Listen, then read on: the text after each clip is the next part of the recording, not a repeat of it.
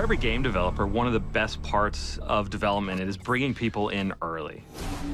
These guys are the best of the best, and they're looking at our game, and we just hope that they enjoy what they see. Just being a part of this, even though it's just for a day, is a remarkable experience. Being able to try something before everyone else, it gets the driving me going. I'm all excited. You see this competitiveness, this sort of how can I use what he just told me to my advantage. That's all we've ever wanted, to be able to give our input and make the game that we all love and play that much better. Kill confirmed.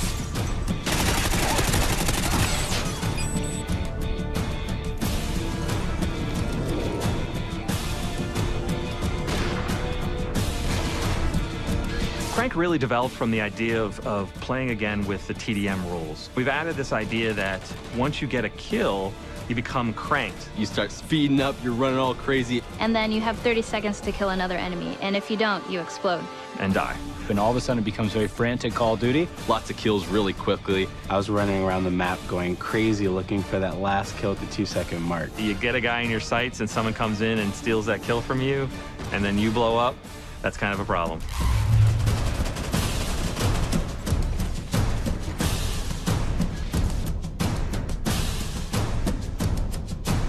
With Search and Rescue, we realized we wanted to build upon Search and Destroy. It's a search and destroy type of game, except when you die, you drop a tag. Your teammates can go pick up your dog tags and revive you. But if the enemy gets it, you're out. It requires a lot more teamwork, a lot of communication when you're playing. You're playing chess, not checkers, when you play Search and Rescue. Creates a whole different dynamic in Search.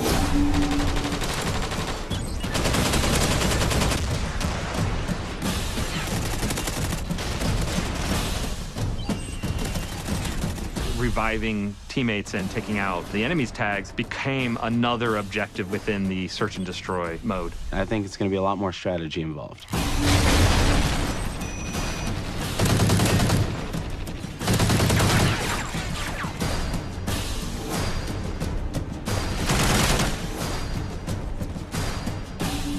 Now we have the contextual lean. Where you get up to a corner and lean left or right, I think is great, and it's something that needed to be introduced into Call of Duty, and I love the way that it was introduced. Knee slide's badass. To be able to slide and then get into a position and be ready to roll in that position is a unique thing in Call of Duty. Basically, when you're sprinting, you do like a cool slide animation. I was sliding all over the place with that thing. And also the mantling ability. Basically, when you're climbing up on stuff, you like carry your momentum with you. I love that. It just promotes faster gameplay, more swift movement.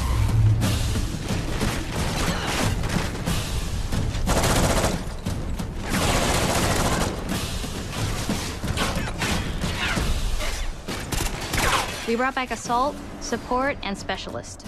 And with Assault, I saw a lot of people choosing the dog, and it's one of my personal favorites as well. To have this companion, this dog that helps you out, is so cool. It'll growl or bark when there's an enemy nearby, so you may be alerted to someone upstairs or right out the corner. We haven't really seen that in Call of Duty before, to have real AI things that escort you around the map. That really appealed to me. We revamped the way we use UAV. Now they're called SATCOMs. This adds a different element as far as being able to hide these, stack them, put them off to the side, and then play a little bit more defensive mind, because now you can actually protect your UAV. The first tier will give players eyes on. So when a teammate sees an enemy, you'll see it on your minimap. When you throw down a second SATCOM, it gives you the traditional UAV that everyone's familiar with. And when a third is thrown down, that's when you see the directional movement of enemies. The other thing that I really like, or you can snipe from the helicopter. You go up into the air and you can control where the helicopter is on the map, but it's up to you to snipe off enemies. And trying to snipe the guy that's sniping from the helicopter is even much harder. It's definitely going to be fun. I'm going to love this every second of it. We're also adding a new robust perk system. Basically, they've split a bunch of perks from the old Call of Duties and made a pretty big list of them. Some perks may be more useful than others or more powerful than others. It may take up 5 allotted slots, it may take up 4, just depending on what you want to use.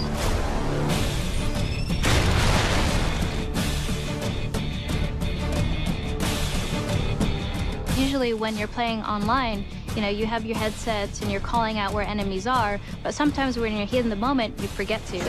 With Battle Chatter, it picks up on where the enemies are and it'll notify you. And there's a couple times where I turned around because there was a guy screaming and I was trying to figure out what he's talking about. And he's right, like there's someone on my 6, there's someone behind me. It gives you a better sense of where enemies are, even if you're kind of shy and you want to stay quiet throughout the game. Got hostiles near the wrecked ship!